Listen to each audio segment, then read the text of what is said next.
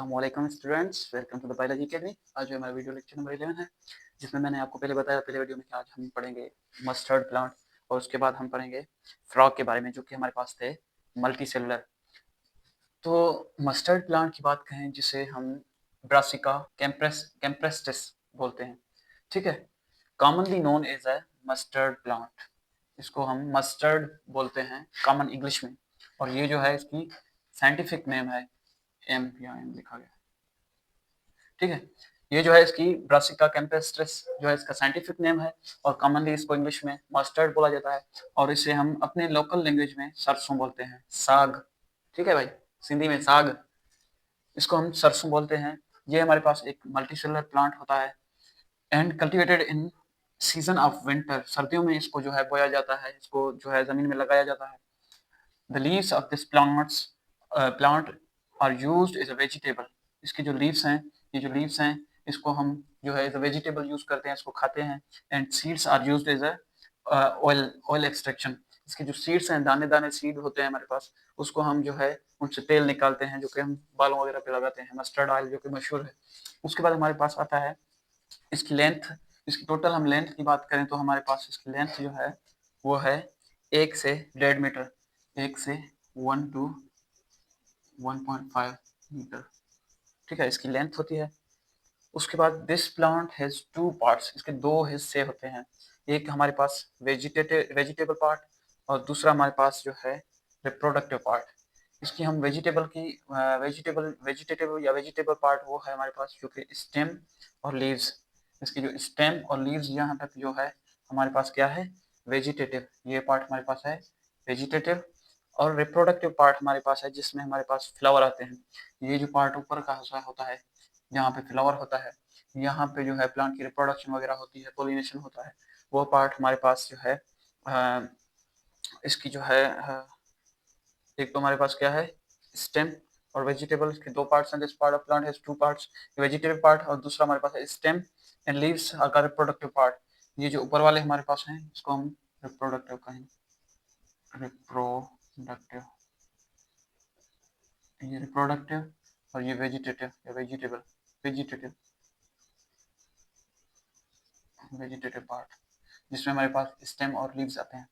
उसके बाद हमारे पास है इस ये जो है flowers, sorry, each flower is yellowish in colour and produce seeds.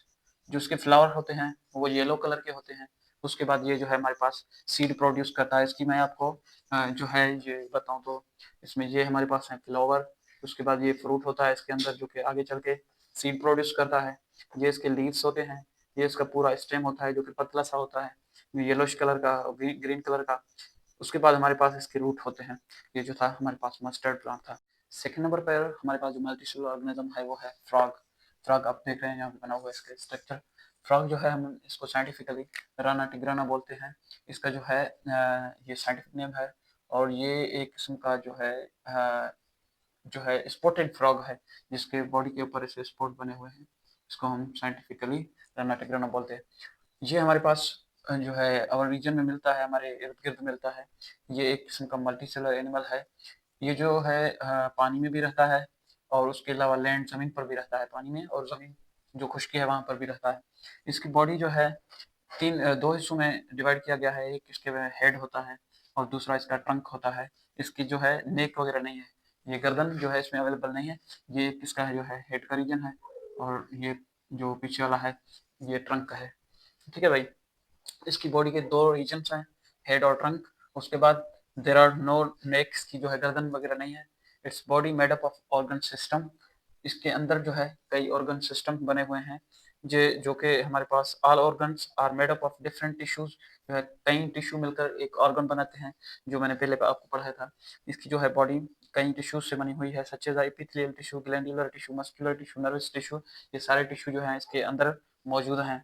उसके बाद फ्रॉग जो है हमारे पास इसकी जो हैबिटाट है वो जो है डिचेस के अंदर, पूल्स के अंदर, पॉन्ड्स के अंदर रहता है, और स्लो मूविंग रिवर जो दरिया होते हैं जो धीरे बहते हैं उनके अंदर जो है ये रहता है। मोस्टली ये फीड करता है, जो चीज़ें खाता है वो हमारे पास स्मॉल इंसेक्ट्स हैं। इसका स्ट्रक्चर जूम करके दिखा भाई। इसका जो स्ट्रक्चर है ये आप देख रहे हैं, इसका एक तो हेड होता है, ऊपर वाला हिस्सा हेड होता है, इसमें नेक अवेलेबल नहीं है। उसके बाद इसके जो पिछली बॉडी है उसको हम ट्रंक बोलते हैं। ये अब इसके फोर लिम्ब हैं और ये इसके हैंड लिम्ब हैं। ये हमारे पास हो गए दो मल्टीसेलुलर ऑर्गेनिज्म। मल्टीसेलुलर ऑर्गेनिज्म हमने पढ़ लिए। अब जो है हम यूनिसेलुलर ऑर्गेनिज्म में पढ़ते हैं कि हमारे पास अमीबा और वॉल्वॉक्स आता है। अमीबा में हमारे पास जो है ये एक यूनिसेलुलर ऑर्गेनिज्म है जो कि मिलता है हमें शेलो पॉन्ड्स में, पूल्स में और स्टेगनेंट वाटर में। ये जो है जो ऐसे पानी में जो खड़े हुए होते हैं तालाबों में और पूल्स में और ऐसे मिट्टी वगैरह में जो ये है पड़ा हुआ होता है, इसका जो साइज है हमारे पास वो होता है 0.25 मिलीमीटर। ठीक है भाई। ये एक इरेगुलर शेप का है, ये आप देख रहे हैं इरेगुलर, कोई इसका खास शेप नहीं है। शेप इसका चेंज होता रहता है, कभी ऐसा है, कभी ऐसा है, कभी ऐसा है। इसका जो है शेप चेंज होता रहता है। Having cell membrane help in movement of molecules and protect cytoplasm. इसके जो ये सेल मेम्ब्रेन है, ये आप देख रहे हैं बाहर वाली, ये जो सेल मेम्ब्रेन है ये इसको हेल्प करता है चीज़ों को अंदर बाहर जाने को, मॉलिक्यूल्स को, और प्रोटेक्ट करता है साइटोप्लाज्म को। ये जो साइटोप्लाज्म है हमारे पास इनसाइड, इसको जो है ये पूरा भरा हुआ है साइटोप्लाज्म से, उसको जो ये पर्दा है सेल मेम्ब्रेन, वो इसको साइटोप्लाज्म को प्रोटेक्ट करता है और इनसाइड जितने भी ऑर्गेनल्स हैं सेल के उसको प्रोटेक्ट करता है। ठीक है भाई। उसके बाद outer part of cytoplasm is clear and transparent. ये जो बाहर वाला ये आप देख रहे हैं यहाँ पे आउटर पार्ट, जिसे हम एक्टोप्लाज्म कहते हैं, ये क्लियर है, पानी नुमा है।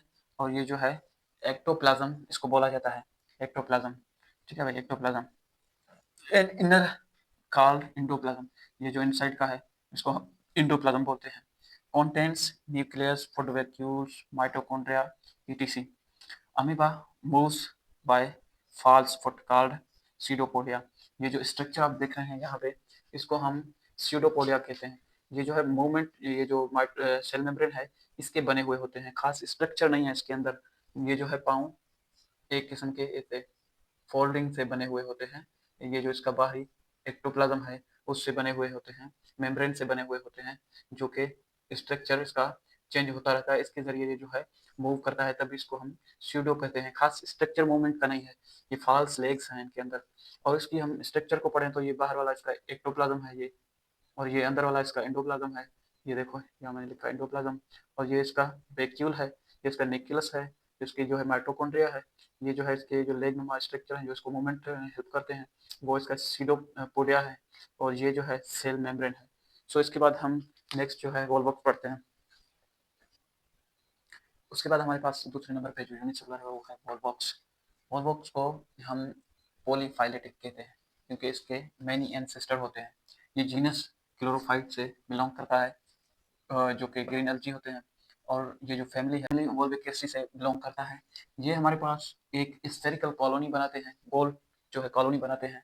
और ये जो है 50,000 जो है सेल्स जो कि यूनिसेलुलर है, एक सेल के बने हुए हैं, तो तकरीबन 50,000 सेल का एक कॉलोनी होता है। ये बनकर स्फेरिकल एक जो है कॉलोनी बनाते हैं जिसमें 50,000 सेल के या 50,000 यूनिसेलुलर जो है ऑर्गेनिज्म एक साथ होकर एक कॉलोनी बनाते हैं। ये जो है फ्रेश वाटर में रहते हैं। रिपोर्टेड जो इसको देखा था पहली बार वो एंटोनी वैन लेeuwenhoek ने देखा था 1700 में। ठीक है भाई। Volvox cell has two flagella. इसके जो ये आप स्ट्रक्चर देख रहे हैं, ये इसके फ्लैजिला होते हैं जो बीट करते हैं और उसको मूवमेंट करते हैं, मूवमेंट में चुटपुट करने में हेल्प करते हैं। इसके पास क्लोरोफिल होता है जो कि फोटोसिंथेसिस में हेल्प करता है। इसके अंदर जो है एक किस्म का पिगमेंट है, वो है क्लोरोफिल, जो इसको अपने फूड बनाने में हेल्प करता है। ये एक किस्म का केमिकल होता है क्लोरोफिल। उसके बाद वॉल्वॉक्स जो है हार्मफुल नहीं है किसी भी जानदार के लिए, किसी भी इंसान के लिए ये हार्मफुल नहीं है, बिकॉज इसके बाद जो है नॉन टॉक्सिक है। इसके पास कोई भी टॉक्सिक सब्सटेंस नहीं है जो इंसान को एक खतरा लायक करे। इसकी स्ट्रक्चर हम देखें तो वॉल्वॉक्स जो है इसके पास कॉन्ट्रेक्टाइल वैक्यूल होते हैं। इसके पास ये जो दो है स्ट्रक्चर, ये फ्लैजिला होता है, ये इसका आई स्पॉट होता है। इसके बाद इसके अंदर एक न्यूक्लियस होता है, क्लोरोफिल इसके अंदर फिल होता है। ये एक वॉल्वॉक्स का स्ट्रक्चर है। सो हमारे पास ये चैप्टर एंड होता है। ठीक है भाई, थैंक यू, अस्सलाम वालेकुम।